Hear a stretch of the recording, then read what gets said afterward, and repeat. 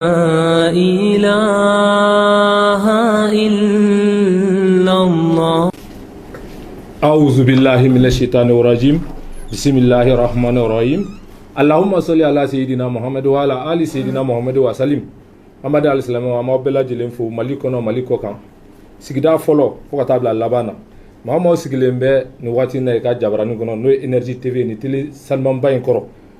مالكنا علي مالكو كان. Anga foli be bela jele munu be barayro la foli be bela jele juma temene anya ni ala fe wala ka biirana masai ay wele aya jabi an fla o kena kilinga am bituguni o kuma na bi ananga imam de mabari ane ambale make amiru dumbo ka bo bananga bugula ay no gon sura antuguni bi ambe fe ka babu buli nyingali saba ko tengo anga imam bala o yingali folo o de imam yinga yala kira munu temena o olu mantun u dona dine la ni kanjumai amba ni imam fe akakumoka o yingali folo o yingali flana sa o de la ilaha illallah muhammadur rasulullah yala be qur'an ko no wa o yingali o tegunne do imam nantukun namora ye ɲininkali sabanan o de ye baya kɔrɔ baya mun filɛ n'an bɛ k'a fɔ a kɔrɔ baya min ni magan minɛ don ni muso taara a kɛ alakira muhamadu sallallahu alaihi wasallam ye ko a k'i da don o la k'o walawala an t'a bila dagirinda la waati n'a koron kama an bɛ foli an ka imamu ma an b'a fɔ ka assalamu alaikum sɛgɛnbali ɲinɛbali demabari.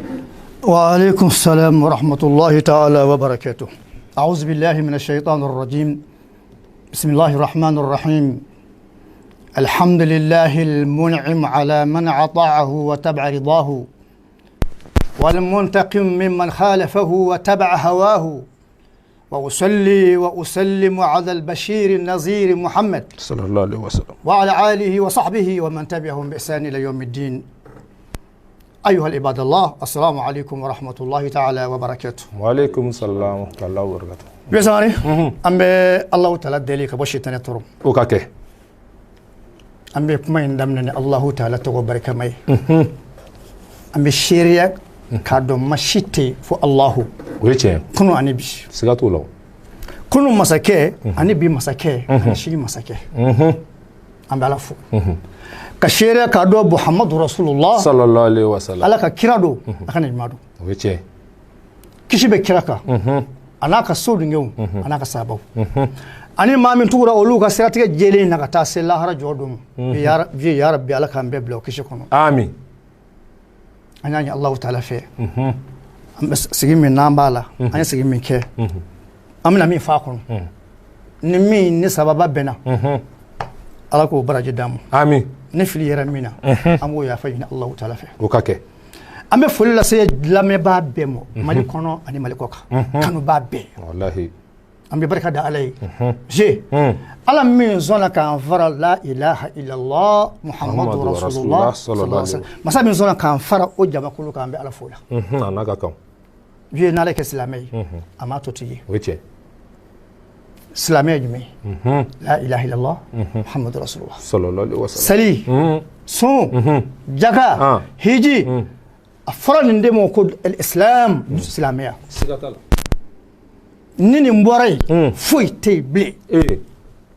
كيرا ونانا نيني دي نبي مو ونانا نيني دي ما با كيمي با مغانا أبك من ديكا سيغاتالا ولا لا أم بيالا فوكا بركة دا علي هنگ إسلامي كان ينا على في فيساري على كامبل إسلامية آمين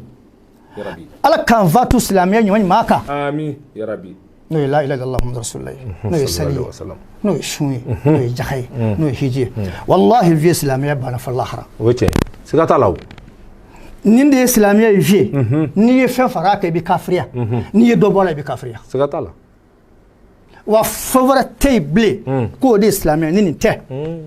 يا جليني ولا الحمد لله أمي على فو كبركة علي ما ناكاكا بيزار نامبراي تيمو سوا دي بيبولو أو تيمو نينغالي سبا يكا نينغالي فلو يلا كلا من تمنا olu mandenw kun bɛ u ka diinɛ ni kan jumɛn ne dala k'a f'i ye k'a taa fɔ a dama fo ka n'a bila alakira la a bɛɛ nana ni la ilaha illallah de ye kira bɛɛ nana sira kelen de fɛ ngi mo ngo alakira sallallahu alaihi wasallam a nana ni fɛn min ye diinɛ kɔnɔ kira nana ni min ye o de ye muhammadu rasulullah sallallahu alaihi wasallam ɲɔgɔn tɛ kira y'a sɔrɔ la ilaha illallah bɛ dugukolo kan a y'a sɔrɔ sali bɛ yen a y'a sɔrɔ sun bɛ yen a y'a sɔrɔ jaka bɛ yen an y'o dalilu ba kɛmɛ di ka tɛmɛ muhammadu nana ni mun ye muhammadu rasulillah ne yɛrɛ kira ye o la alquran b'a ɲɛfɔ an ɲɛna ala ko kuranɛ kɔnɔ ala kira sallallahu alaihi wasallam a ko wa ma arsalna min qablika min rasulin illa yuhi ilayhi annahu la ilaha illa ana fa'buduni ni kira bɛɛ faralen ɲɔgɔn kan ni kira bɛɛ a bɛɛ ka kuma banna ya a ko muhammadu rasulullah ne ma kira si bila kana fo n k'a fɔ a ye k'a fɔ la ilaha illallah ale tɔgɔ de bɛ d'a kan o don ni musa don i b'a fɔ musa rasulullah ni isa don i b'a fɔ isa rasulullah o tuma taa f'i mandenw ye ko ne k'u k'a fɔ la ilaha illallah ma tɛ yen ne tɛ kɔrɔ wɛrɛ si tɛ la ilaha la ma'budu ghayrullah bato fɛn wɛrɛ tɛ yen ni alahu taala tɛ k'a taa fɔ a dama na fo ka n'a bila alakira la a bɛɛ tɛmɛ ni kumakan in de ye maa tɛ kɛ silamɛ ye jamais maa tɛ kɛ silamɛ abada ni diɲɛ kumakan si ye n'a y'i bɔ la ilaha illallah muhammadu rasulullah silamɛya dɔn n'o de dɛ ala ye kiraw ka a ko kira mamo a ko kira si ma tɛmɛ fo n ka wahayu bila ka na fɔ a ye a k'a fɔ a ka mɔgɔw ye la ilaha illallah ko foyi tɛ fɔ ne ye donc kuranɛ ye o ɲɛfɔ an ɲɛna n'an bɔra yen nɔ muhammadu rasulillah kuranɛ ko an ma kokura nabila musa la ma min na ni ala ye bɛna kiraya d'a ma ala ye fɛn jumɛn fɔ musa ye a ko ya musa innani ana allah la ilaha illa ana fa'budni wa aqim salata li dhikri ala fo la ka jumɛn fɔ a ko innani ana allah a ko musa i ɲɛma tasuma min na ne ala don malama dɔn mo dɛ a ko la ilaha illa ana musa foyi tɛ fɔ ne kuma laɲini mun ye ala ye la ilaha illallah di musa ma k'a ka taa fɔ a di firawuna ma firawuna k'a dɔn k'a fɔ a tɛ ala ye firawuna tɛ ala ye dɛ ala tɛ ala ye a ka ne ala kɛlɛbandenya n'o ye la ilaha illallah ye ma si tɛ yen ala wɛrɛ foyi tɛ yen fɔ ala la ilaha illallah kɔrɔ y'o de ka kuma surunya ni min fɔra sisan a ye fɔlɔ min fɔra a ko kira ma tɛmɛ muhammed fo n ka wahayu bila ka n'a fɔ ye ma si tɛ fɔ ni ala t'o f'i ka maaw ɲɛna n'o ye la ilaha illallah o bɛ yen an ka tɛmɛ yen kan an bɛ taa yɔrɔ filanan jumɛn na yala la ilaha illallah muhammadu rasulillah yala o bɛ kuranɛ kɔnɔ ɲininkali kɛra o la ala b'a fɔ muhammadu sallallahu alaihi wasallam أكو فاعلم واعلم أنه لا إله إلا الله واستغفر لذنبك وللمؤمنين والمؤمنات محمد فاعلم أنه لا إله إلا الله وفيتي من ألتي أكو واستغفر لذنبك وللمؤمنين والمؤمنات محمد يا فيتي فوني لا إله إلا الله آياتنا تنيرينا ko kira mo yafa ɲini i jurumu ye i ka tila ka yafa ɲini silamɛw ye o ye la ilaha illallah ye muhammadu rasulullah i ko yala o fana bɛ kuranɛ kɔnɔ wa ɲininkali kɛra minɛ o fana bɛ kuranɛ kɔnɔ ala b'a fɔ kuranɛ kɔnɔ muhammadu rasulullah sallallahu alaihi wasallam nin ye direct ye dɛ a ko muhammadu rasulullah walazina ma'ahu ashidda'u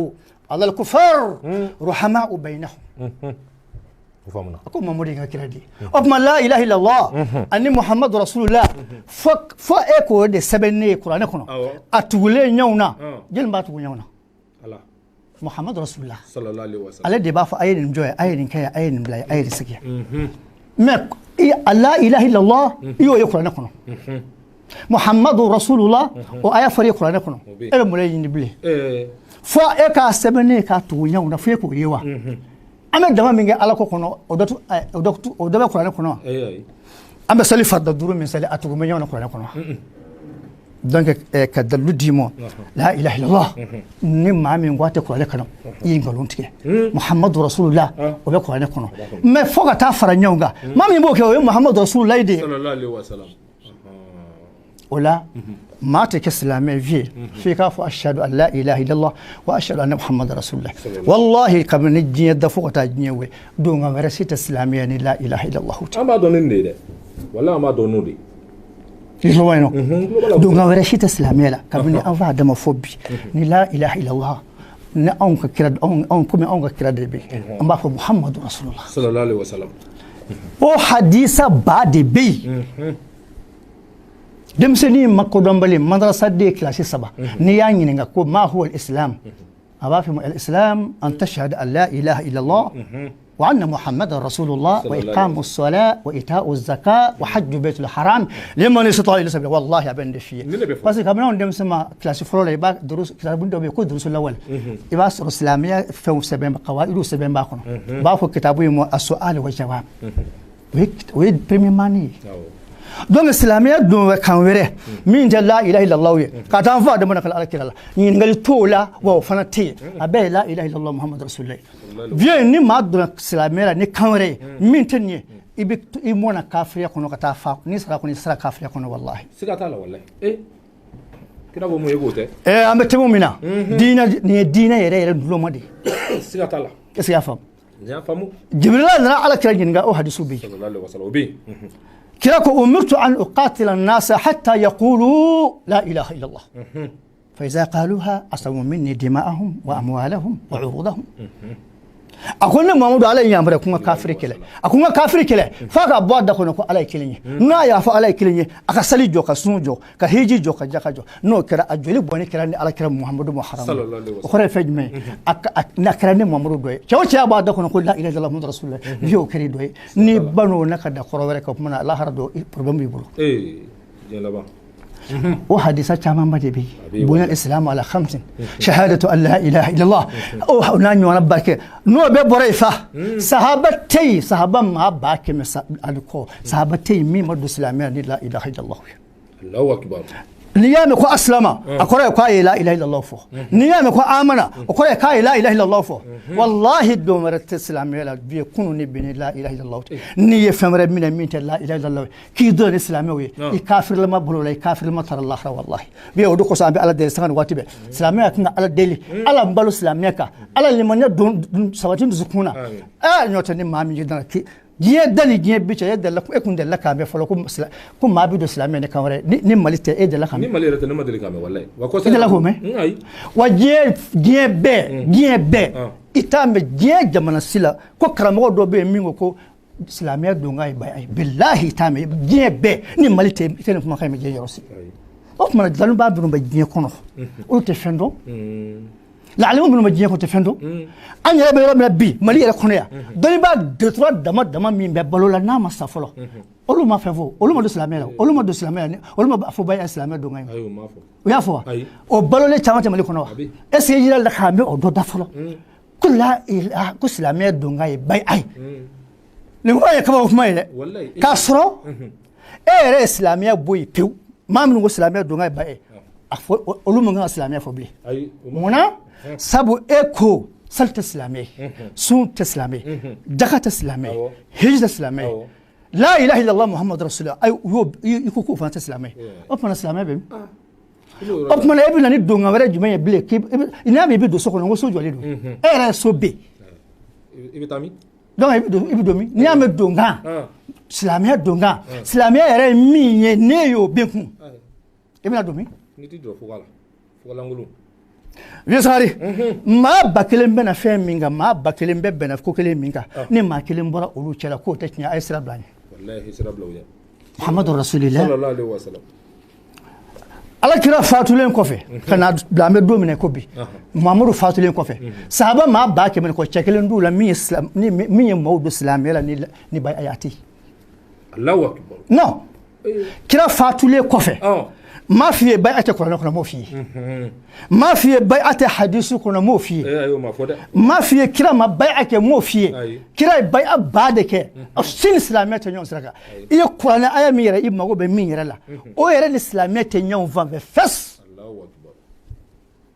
محمد رسول الله أبمان دلك فيه جورا دبي وي على كراتي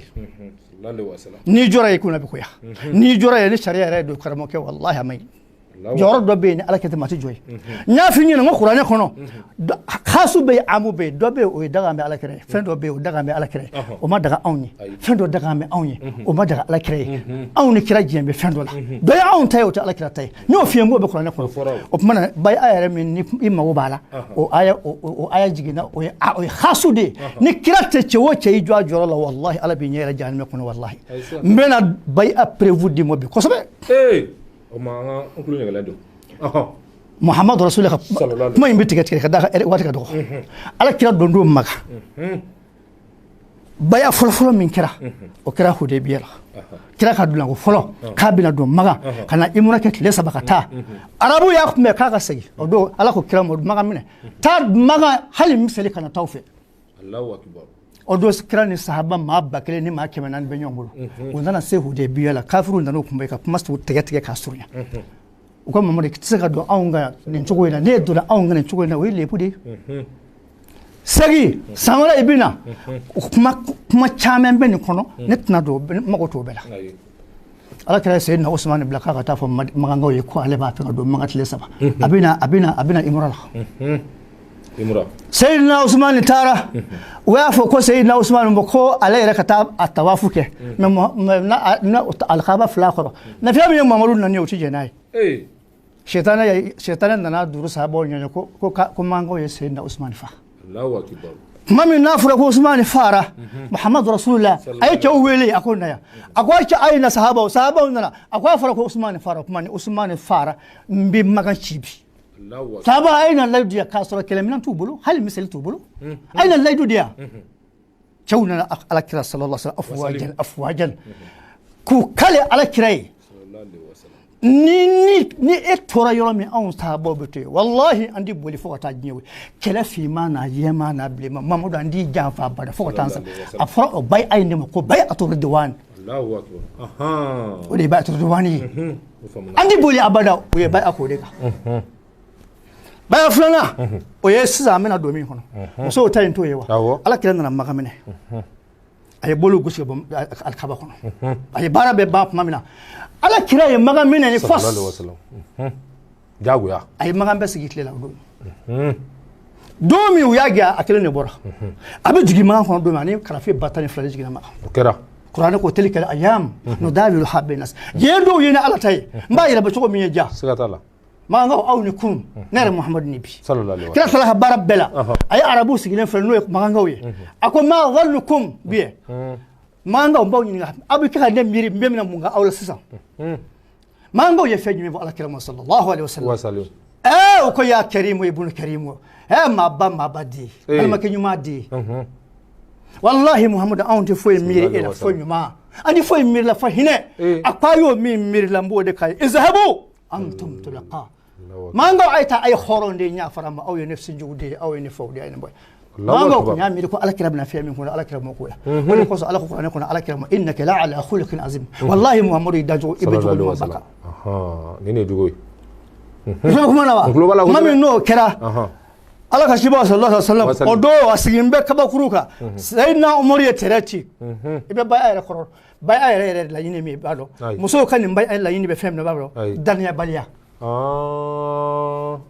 n'o tɛ sahaba bayiri ka donna silamɛya la ni ma fɔ ni ma kɛ o daniyabaliya de kosɔn ala kira ko a ye layidu diya Hindu o don muso 400 ni muso 70 ni muso 5 olu de nana bɛ ala kira nɔfɛ u cɛw donna silamɛya la ka ban olu de nana bɛ k'u bɛna don silamɛya la mais yani musow ka se ala ye mun fɛ ala ye kuranɛ aya fɔ cogo di a ko ya ayyuhan nabi iza ja'aka al-mu'minatu yubayi'nak ala an la yushrikna billahi shay'an wa la yasriqna wa la yaznin wa la yaqtulna awladahunna wa la ya'tina bi buhtanin yaftarinahu bayna aydihinna wa la ya'sunaka fi ma'ruf ولا يعصينك في معروف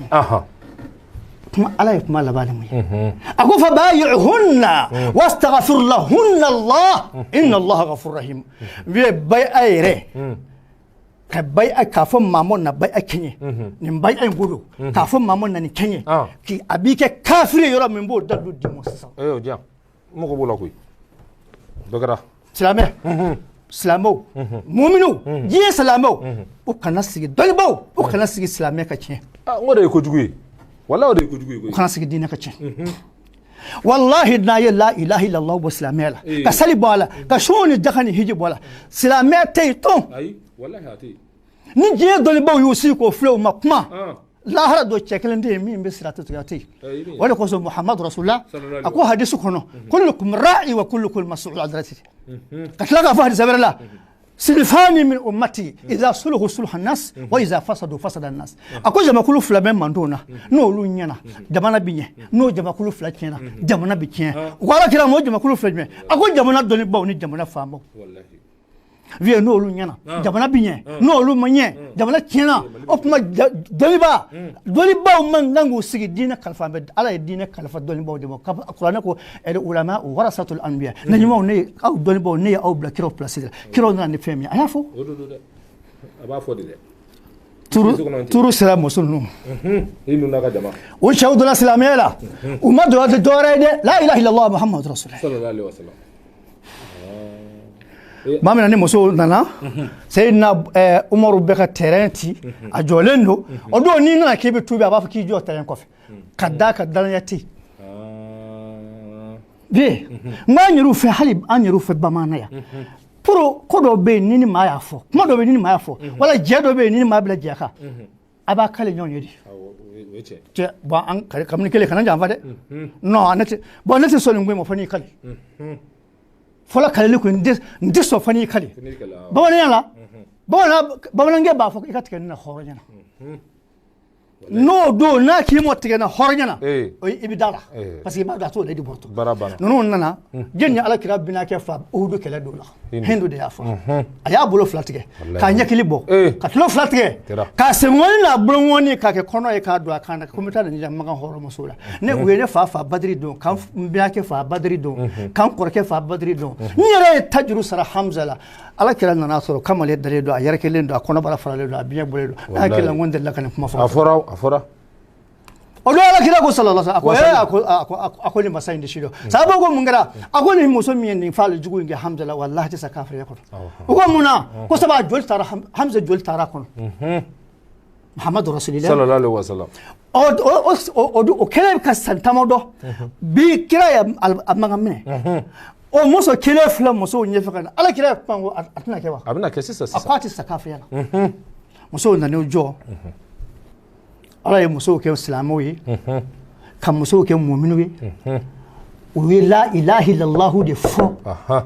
ni amana fɔrɔ kɔrɔ de k'u ye la ilaha illallah fɔ ni mu'minu fɔrɔ kɔrɔ u ye la ilaha illallah fɔ maa tɛ se ka imanu ye la ilaha illallah de ashara la ilaha illallah o de kosɔn o de kɔrɔ ko ni limaniyana k'a fɔ ala ye kira ye muhammadu rasulullah muhammadu ye kira ye dɔgɔ musow nana jɔ a ɲɛfɛ hindu de b'u ɲɛfɛ kira ye hindu filɛ aw kabini kelen bolo fara bɛ aw ta yen kan dɛ aw ka diinɛ tuubi bolo fara b'a kan dɛ hindu ko ye mun ye a k'a b'i layidu diinɛ muhammadu ma a tɛ ala wɛrɛ bato a tɛ ala wɛrɛ bato a tɛ fila fara ala ka fɛ viye n'i y'a mɛn i tɛ fila fara ala kan n'i y'a dɔn kelen bɛ yen dɛ n'i t'a dɔn kelen bɛ yen i bɛ mun fara a kan n tɛ fila fara ala kan n'i y'a dɔn ko ala de bɛ yen ni ala tɛ yen kun i bɛ mun fara a kan o y'a sɔrɔ i y'a dɔn de ko la ilaha illallah ma tɛ fɔ ala kira ko musow ma hindu de b'u ɲɛfɛ ale de y'u ka dunjuru minɛ ye kira ko bɔ kabini kelen a donna silamɛya la mais a kana taa boli bato bilen dɛ muso min bɛ na waati min na a y'a sɔrɔ a kelen kelen bɛɛ ka boli b'a bolo so kɔnɔ olu ma fili fɔlɔ o de ye ala ko wala yushrikin k'a kana fila ni ala foyi fara ni ala ka bilen a y'o fɔ min kɛ hindi ko shirku zulma a ko ni maa min ko i ye silamɛ ye i tilala ka filankafoya kɛ a k'i yɛrɛ tɔɲɔ hindu yɛrɛ de ala kira jaabi da kira tala k'a fɔ a ye wala yasriqina nka kana suyani kɛ bilen dɛ hindu ko cogo di ko suyani ko an ka n'o kɛ o y'a sɔrɔ hindu cɛ ka bololafɛn suyani b'a bolo n ko muhammadu rasulullah sallallahu alaihi wasallam kira b'a dɔn fɛn min bɛ ninnu bolo so kɔnɔ kira b'a dɔn a ko i y'o mɛn k'i ko an kana suyani kɛ hindu kama ko an y'o mɛn ala kira nana ni musa sabanan ye a ko hindu a ko nam wala yazinin a kana jɛnɛ kɛ dɛ a ko ala kira wala an kana jɛnɛ kɛ hɔrɔnmuso e bɛ taa i jɔ anw ɲɔgɔn hɔrɔn ko an kana jɛnɛ kɛ a ko hɔrɔnmuso tɛ jɛnɛ si dɔn u ka hindu ko k'an y'o mɛn ala jiba nani kanu sa sallallahu alaihi ko wasallam kana den fiti adden fa falo ni arabu ye demuso ni sura bita do dinya ko na fasa demuso sabu lu fe demuso ye lebu Allahu akbar asale akana den fa hindu ya ala kira jabi aw nyande un lamo ambuke kamalen ngoroye no kira kamalen ngoroye e wo kanta ni bamuri way koroye abalma ke fa sara badri do afaf la sara badri do ayinu muhammad sayyidina umar ya ala kira fa la tabassama rasulullah sallallahu alaihi wasallam ya do akame fem ya ka hakilla do kuma min no abore kira fe men fo aka kanan nani fenye ase na bulo koro no e namray ولا يأتين بهتان يفترينه بين أيديهن وأرجلهن ولا يعصينك في معروف فبايعهن ما من ناو كاكل النمرك يا أسي يقول أكل النمرك يا أبو خرجوا مسلم من جوالي فلان مسود بولو كنا مدو مديم ما كنا شيء الله أكبر ما تشير تادو كاتته فلا رب مسو نادنا فرولا نام الدين صار شيفه أدو تافك أبو فرولا فيما تشبلو أبدا ما ورا في بتأتي الدين تشير سولولا أبي تيجي ردي ما ورا موسى أسيك الدين صار كتوش كا فرولا ودي إندن نمرة كن سي خورا ندا كن بلو خورا إبا إني دي بنا جينا أبينا على بلو ميفو أنا سي ميفو ندي بنا جينا كنا نعبنا سي فلان نيون جدي أدي بلو فلان نيون donc ala ko akana namara ka se khoro akana kabro odi demi mi ko nabina ise franje de ko nike habay ak aya de korofi me kan fam goji mami na yo fo ako no boray akana ala kira ko ta foila mi wala mi mai wala ya'silaka fi ma'ruf o ma'ruf min fle o koro tafsir la ko o kana folola ni arabu naka masara ni masara arabu muso bi kulo da fo do bu kulo na fo da fara fla muso ta ko jugola jien ma be tayo ibe kululu min do bo deke do bu nyada fara do bu kuzigitike do bu ka fini fara do bu kulo ngol dum ala ko ku kano deke ko kira ka fu ku kano ke o de ma'ruf mi fora o de koro yodi baya koro bana pew mamina na ye ni vo muso ye hindu yi namu namne ni mbela tlalen ko ba hindu ko sesa bo awon ni awon sona ni bama alaka era bi namu sesa bi namu awon bay ka ma wara ki joni njorena o haramu ya mina amina so de mo sesa ce wacce yi joni njorena billahi tasma bi min al-haram Allahu ni kirate ma saka joya ala mo yafo ni usonye ko ni mbemo ala mo yafo alakira ako fa bayyihunna usonye ko fe wayere kallaydu dumo ne fana sona awye o korayde mbaw garanti lahara Allahu akbar mamuri yiti do mode wastaghfir lahunna Allah ya fanyini ne alay uye minga ka temenga ya fula Allahu akbar ya fanyini Muhammad na ala deli ga ya fa hindu na ka mogomo uye minga ka temenga ya famo la ilaha illa Allah Muhammad rasulullah sallallahu alaihi wasallam ne ala ko kira moni nge o ba so ala ira perelindo ala kira yinyesha alam ago ala mbaji ne fe ni musu gurku min na nuye sura ne kan ndaydu kaymo ala wi fo fangi la ka teme ala ya fa bemo ala ya fa musa Allahu akbar rabbe ala bi resultat di ka fo nyafara ebso ke ne ya ai ne kana e koro sesa ngomina bay ake efe nan dala bay ala e la ngamuge kala rudi fina make nan dala bay ala abi wajibi ka ika ala wele ala ya fa bari masa iti do mo dabara la te ni ko ala ka ya fa mo ibi jabi dia ala ya fa ala ya barta ala ya fara ye fa fa ala ya fara be mo donc dina ko ndi ko wara ke blum Allahu akbar mais ne bina bay akefe era fa be jurmuye kele nan dala ika kan ya fa ni ala fe ala ka jabi di mo ka ya fara mo o garanti ka kan wotani itse ko ke idu yi jwa joro la ile munga sisan iye kira ya wele yela ya tap mala ke woche yi jon joro iye kira ya wele yela Allahu akbar o de koso sahaba kira tamene kofe sahaba kekelende ma wa ba kemeni ko a kekelende min yes mawdu islamiyya la ni ba ya make abada paso ba do joro min no ala kira ma tsakake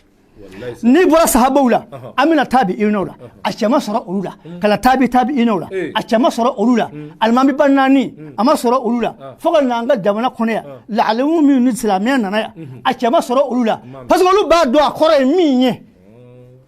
bien là-bas amali Muhammad rasulillah sallallahu alaihi wasallam donc ni aya ni khassi ni krata tsaka joy ay wallahi wani juwa bi kafriya siga tala Muhammadu Rasulillah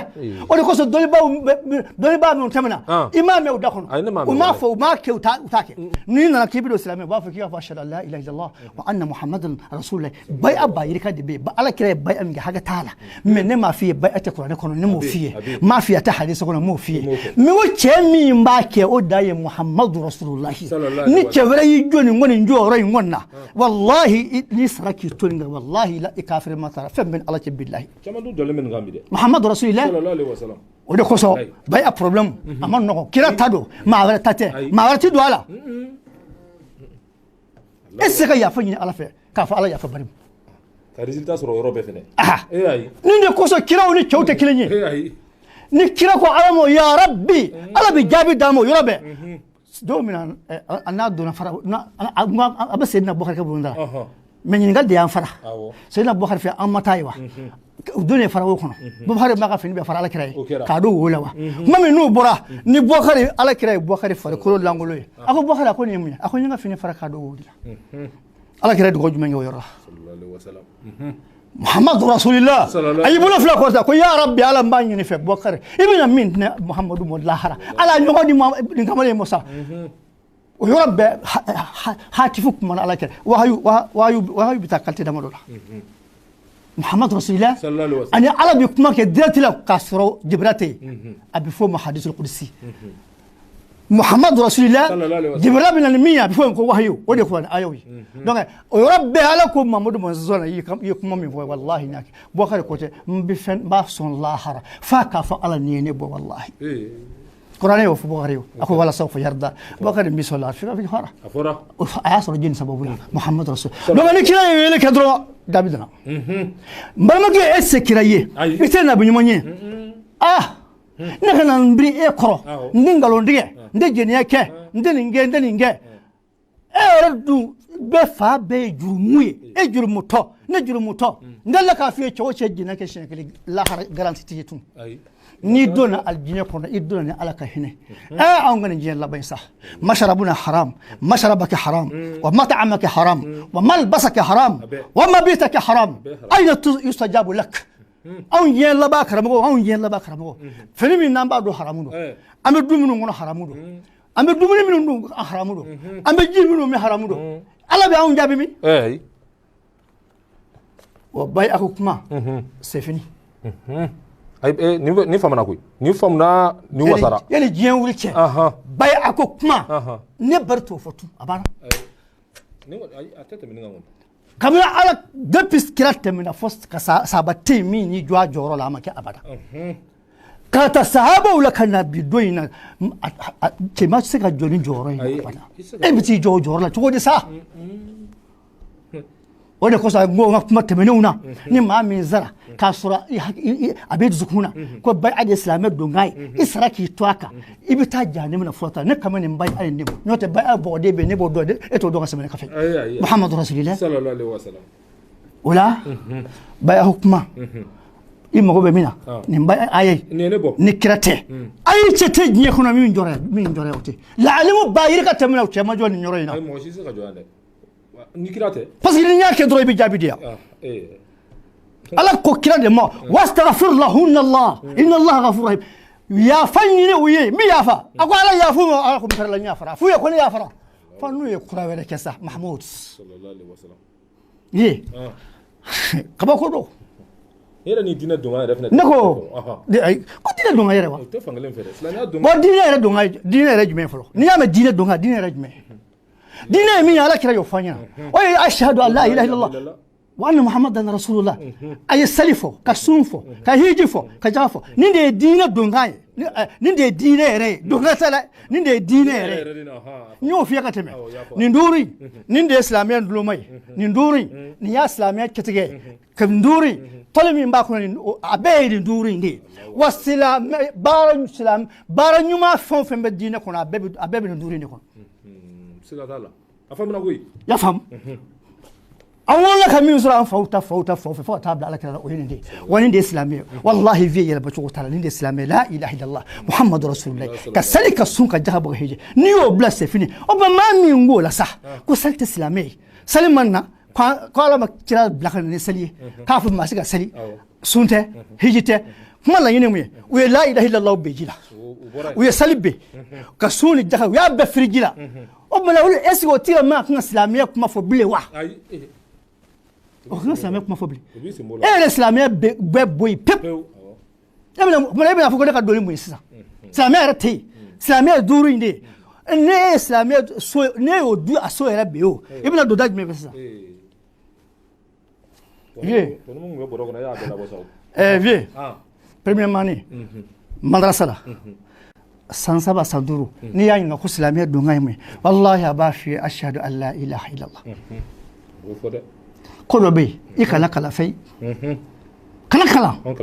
mais wala la ka soro fa bin babin tasirin ka de fa ala yi dai ba de ka kuma me abada kam ala yi da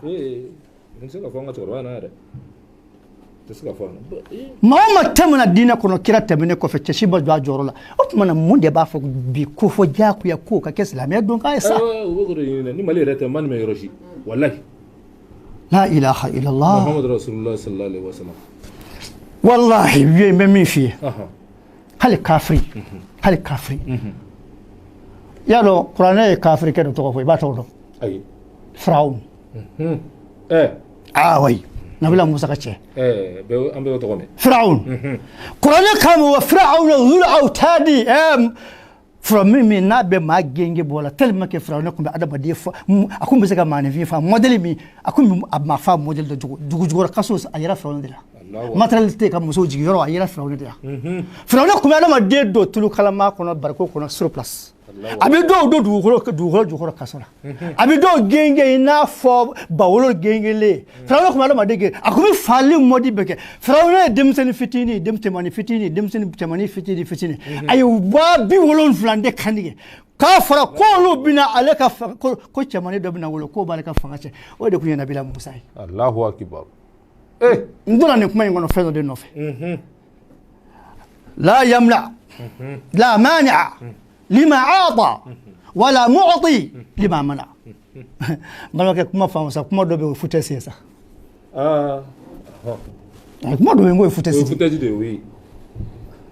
ala ko ni ala ko bi femi nge ni jembe fara nyo ka teke mbaki aya beke akuni ala ko ndi femi tike ni jembe fara nyo nga billahi atike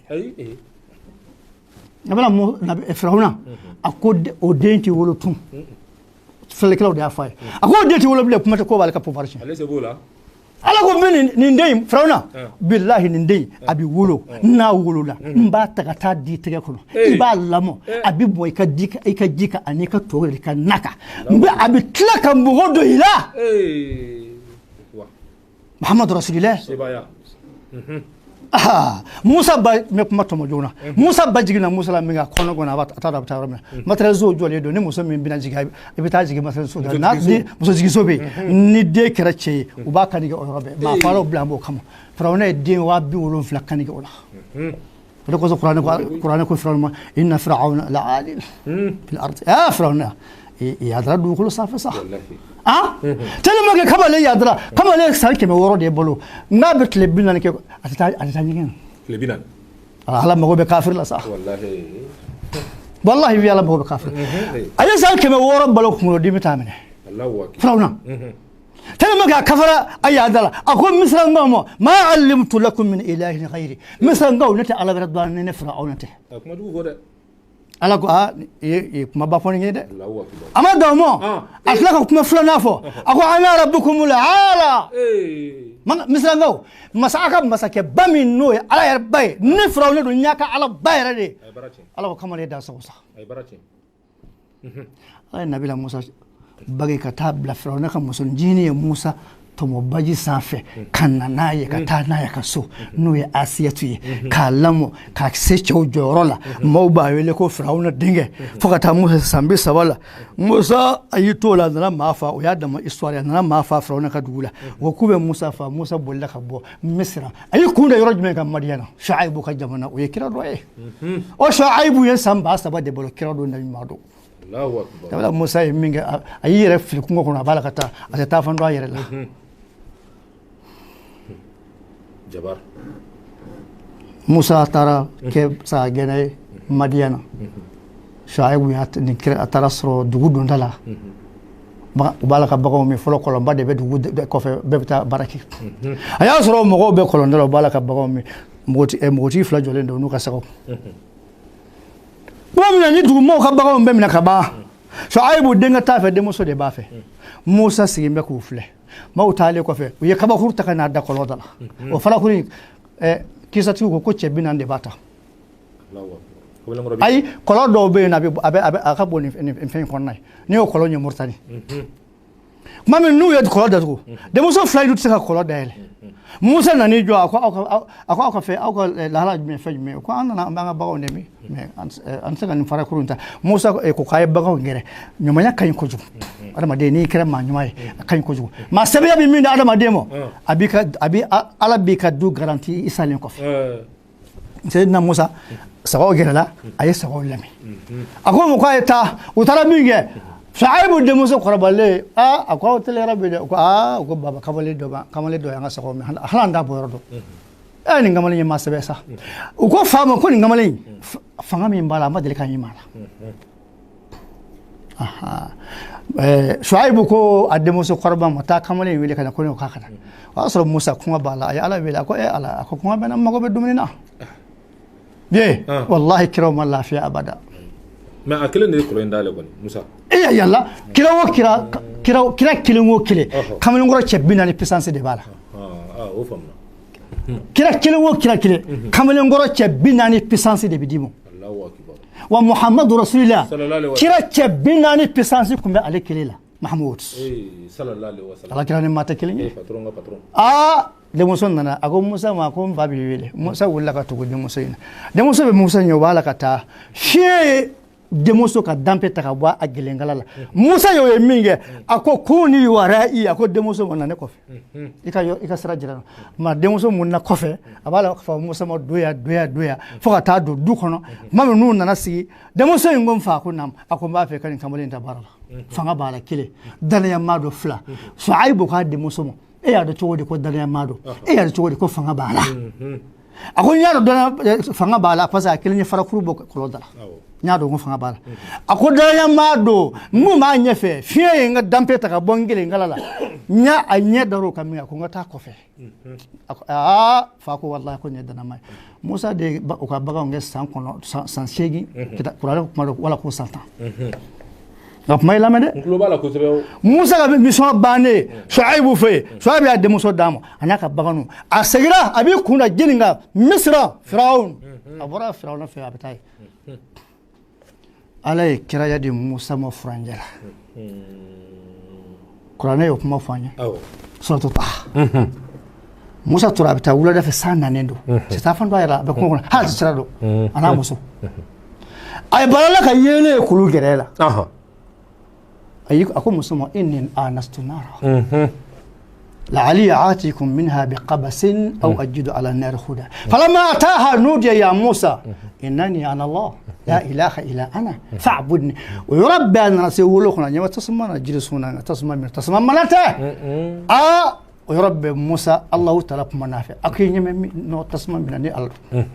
موسى يدش ده فبو بقوله يربي أنا بكاب ما في ما كتوني يونجه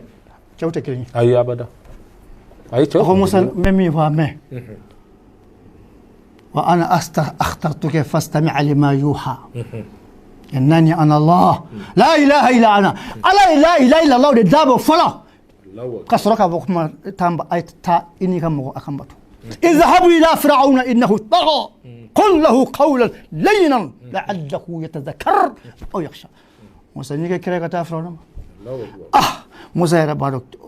فرعون يتشمي على كذا كوا كوني كذا موسى سمالا لا واجبار سبادو فرعون يتشجلمي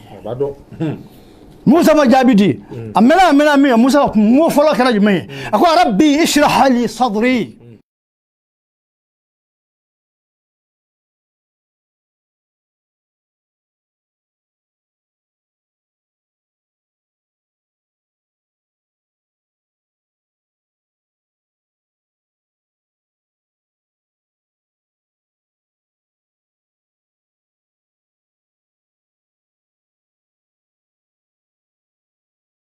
haruna flola musa yi to asili yoro la ka haruna wele ka kire ala ya to ka ala hare ka kire u fla bala ka fili sama unyonje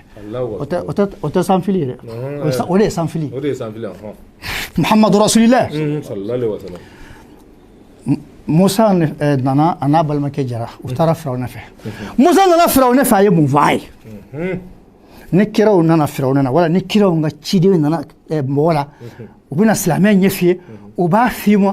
aslim taslim islamiyya ira di alama kira kulo alai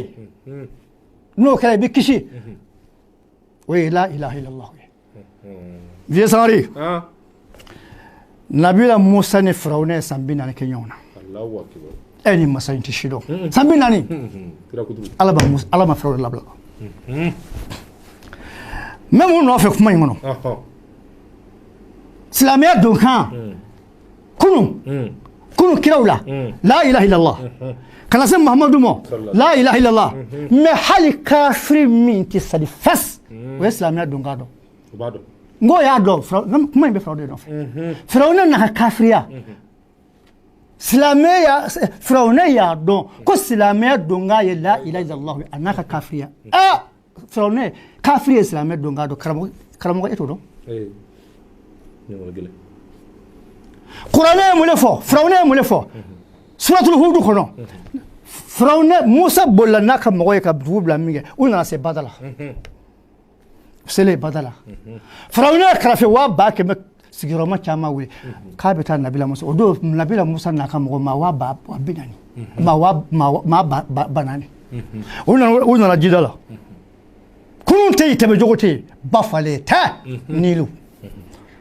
o bara muna o nye pusere be akaba ko lobina kana ja firawna na ka mo ba ma krafe ba ke me Allahu akbar akwa bila nabila musa aba afaka musa na ka ma ba be fa ka ba sabu uda tofle musa ga mo ye pusere ka ba ko la ko ya musa inna la mudrakuna ko ya mba du ko na kana ande sa musa firawna na tofle ta chugo ta musa mitamini bato teya kununde ambitige musa ko chente ay firawna tele so ate ala benen musa kish neni ala benyon ve parce que bara ha mo kalima nyaka do ora bela ko sey na jibril mo tafo nabila musa bere mi mabolo ka habba go shine ba habati akaba go shine bere ala ko zaga bay mbonyo na ne bere ta ni bere apna saka kede fa kullu shay'in bi sababin fatabas ati fay ken sawuta ni sawu bla do ibina kafiya ko sika talaw nabila musa nani jobala ay bere ke ngamaki batigara ka bonyo na sira batani fula de borala so ko netita jibril so muso tata domine kabla firawna ka sonya ka jigina e badigin kono firawna be bakono abina ko fe nyeku bina yele sanfe ko ku do na kaba mi kaylu be sanfe ani sara filo jibril bi nefe kuma min nusa usra yoro ba mi yele firawna ka mo ma ba yirika ala ko baji mo ibi mo na tinyo mine firawna bina tojila yoro mi firawna e fej mi fo firawna abina tojila yoro mina firawna e rabbalo barabana firawna ay kulo yoro ba ya ala de wele qala amantu annahu la ilaha illa alladhi amanatu bihi banu israila wa ana min almuslimin Allahu akbar firawna ko Allah akona firawna liman yana ala liman yana kado mashitai fo ala masami ni bani sala ko liman yana no ye musa ka boy ala liman yani ye ala nyigra salama o doy ako wa ana min al muslimin Allahu akbar kafiri islamiyya don ka do etudo ko dugo la ilaha illallah muhammadu rasulullah sallallahu alaihi wasallam bisa na mura mitami bon ni kafiri islamiyya don ngado ni islam ni dol bara maso do e mo fo sisa amano ko de amano ko Usama bin Zaidi ala kira kay donge de Zaid Usama de Zaid dinge Usama kila yoro dola salamu tara kila dola yoro dola o dugu maa dɔ a bɛ ka baganw nɔfɛ a ye silamɛw ye min kɛ a y'a ka baganw gɛn ka kun da silamɛw kan a b'a fɛ ka taa don silamɛya la a n'a ka sagaw Usama ye cɛ natɔ ye Usama ye a cɛ kunbɛn a ye Mamuru fori cɛ ye Usama ye a sini b'a ma n'a ka Mamuru ye Usama y'i bolo fila kɔrɔta ko ashhadu an la ilaha illallah wa anna muhammadan rasulullah o ma to yen sahabakɛ k'a to yen Usama ma kamalen to yen a nana kan cɔ Allahu akbar kuma min ne kɛlɛ jiginna so ala kira ɲɛ da Usama ka yɔrɔ min na ala kira ɲɛ bilenlen a ko ya Usama a qataltahu i sɔrɔ ka cɛ fa cɛ fa maa min ko la ilaha illallah muhammadu rasulullah e sɔrɔ k'o fa Usama ye ala kira jaabi ko a y'a fɔ ala kira m'a fɔ k'a ka di dɛ n ka Mamuru ɲɛsiranɲɛ de kosɔn a ye la ilaha illallah fɔ ala kira ko Seydina Usama ma ashaqaqta qalbahu a ko Usama kunna a k'e ye kamalen disi a dusukun pɛrɛ k'a lajɛ n'a sɔrɔla a y'a fɔ a kalas limaniya yɛrɛ la a y'a fɔ ikhlasu yɛrɛ la e y'a dusukun ci k'o dɔn k'o lajɛ wa wala n'a sɔrɔla i ka Mamuru ɲɛsiranɲɛ kosɔn i y'a fɔ wa Usama ye kojugu kɛ sa maa min ko la ilaha illallah muhammadu rasul i y'o fa a y'a faga dɛ a ye kojugu kɛ dɛ Allah kɛlɛ dɔ senfɛ kafirikɛ bɛ kɛlɛ kɔnɔ ani silamɛw ni kafiru b'a la ka ɲɔgɔn baro ala ye fiɲɛ limaniya fiɲɛ dɔ kamalen dɔ dusukun na kafirikɛ y'i to kɛlɛ kɔnɔ ka sin ka na ala kira fɛ sallallahu alaihi wasallam a ka tanda jukɔrɔ a ko n bɛ don i ka diinɛ na kɛlɛ wusulen a ko n bɛ don i ka diinɛ na a y'i sigi ala kira kɛrɛfɛ yɔrɔ bɛɛ a ko ashhadu an la ilaha illallah wa ashhadu anna muhammadan rasulullah sallallahu alaihi wasallam kira ko Mamuru ta ka don sisan ko k'i yɛlɛma kafiru kan a y'a ka Mamuru ta a donna kɛlɛ kɔnɔ a yɛlɛmana kafiru kan paw para ɲɛ damadɔ nɛgɛw ye kamalen minɛ ka taa lahara kira ko sahaba ma a jira den tatɔ filɛ Allahu akbar a tɛ tɛmɛ nin kan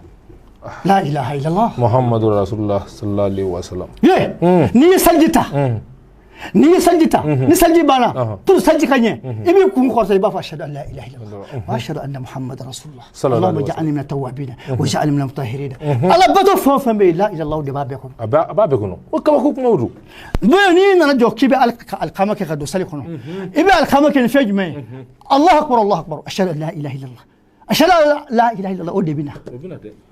Viens ni alkama ke ni ko Allahu akbar sali kono ni araka fulake ibi sigi ba fatahiyatu lillah zakiyatu lillah tayyibatu salawatu lillah assalamu alayka ayyuhan nabiy wa rahmatullahi wa barakatuh assalamu alayna wa ala ibadillah salih mu'mina laba abina laba muna ashhadu an la ilaha illallah karama atete meninga dina futi saka tali la ilaha illallah wallahi atete meninga ka kuma sunya ka bɔ kuma kɔnɔ ni maa min balo la kasa ko i balo la ke bay'a de silamɛ don kan i kafirlama bɛ taa lahara ni sara k'a to o hakila de bi la billahi taala kafirma taala wani maa min donna fana silamɛ la ni nin de ye de fila fara kan ni jɛnɛ kɛ ni maa min kɔni donna silamɛ n'o de ye ni sara k'i to o de kan i kafirma taara wallahi ni ma nani ashhadu an la ilaha illallah i kafirma taara wallahi bi an bɛ ala deli an bɛ ala deli ala k'an kana diinɛ faamu ala k'a d'an ma k'a fɔ an kanu b'a ye diɲɛ fantan naani bɛɛ silamɛya dɔn k'a ye la ilaha illallah muhammadu rasulullah diɲɛ bɛɛ an kanu b'a bɛɛ ko kana ɲininkali k'a la bilen kafirikɛ y'a silamɛya dɔn k'a dɔn jango maa min ko k'i ye silamɛ o kuma an bɛna bɔ kuma kɔnɔ naam ɲininkali dɔ bɛ yen fo an ko k'i la dɛ o ye jumɛn parce que an balimakɛ dɔ ye weleli kɛ ka bɔ Amérique a ko k'i kali kuranɛ la k'i bolo da kuranɛ la k'i kali ka don fɛn na ɔ fɛn min e kun t'a dɔn ko nkalon masirilen don mais i nana bɔ a kalama ko yala k'i bɛ se ka bɔ o la wa k'a sɔrɔ i ni kuranɛ ma kɔlɔlɔ se i ma e yɛrɛ ma don fɛn na i b'i fosi ka bɔ a la i donna fɛn na i bɛ fɛn na yɛrɛ yan i tɛ fɛn na o bon pour i kana ka duti bɔ i la i ni ala cɛ la n'i kale ko n bɛ nin ko in kɛ wala i kale i n'a fɔ i y'a fɔ cogo min i tugura mɔgɔ dɔ la danaya kan a ko k'i kale k'i bɔra kuranɛ kan m'a f'i ye n ko baara yɛrɛ n ko danaya baliya baara don wa da bala maroke hal sisan o de be yo parce que sisan binu bɛ baara kɛ u b'a fɔ de k'i kale i ni nin kan i bolo da kuranɛ kan i k'i ni diya ani ka nafolo hali sisan o de tɛ yan ayi o bɔ yen olu tɛ ɲɔgɔn fan fɛ o yɛrɛ o tɛ kuranɛ faasi bayatu ridwaniya min kɛra bayatu fɔlɔ min kɛra ridwaniya nin kuma in t'o la musow ta yen nin kuma t'o la nin kɔni tɛ foyi la nin kɔni ye ko u yɛrɛ ka ko dilanlen maa minnu bɛ nin kɛ o y'u yɛrɛ ka ko dilanlen de i kale k'i bolo da kuranɛ kan i ni nin ka nafolo i k'a di e ka n'o de ma wa n'i y'a mɛn e kɔni ma ko ne ka n kale ka bɔ kɔrɔ n'i ma danna de tiɲɛ tɛ yan est ce que n'i da n b'o fɔ o ma bɛɛ yɛrɛ kɔrɔ ma da i la kira ma da muso ninnu na parce que u ye ala kira binankɛ fa donc n'u y'u kale o bɛ dɔ fara daniya kan hali sisan o daniya kelen fana de bɛ yen minnu b'a kɛ bi a daniya kelen bɛ yen ɔ n'i y'i kale o la k'i bɔ o la kuranɛ kan o e t'a fɛ k'i fosi ka bɔ a la sa islam ɔ kuranɛ de tɛ k'i sira sa wa i bugu ma ka bɔ o la foyi t'o la foyi min k'i kale kuranɛ na walahi na kuranɛ mɔgɔ min a tɛ e minɛ ɔ nka pour e yɛrɛ ka duti bɔ i yɛrɛ la i bɛ taa kɛfara bɔ kɛfara jumɛn n'a y'i diya i bɛ taa ɲɔ kilo 10 san wala malo kilo 10 i bɛ taa di fanda dɔ ma baara banna ala ne de kun ye n kale nin ko in na wa ala nin t'a la bilen ala kɛfara filɛ i bɛ taa di ma c'est fini a banna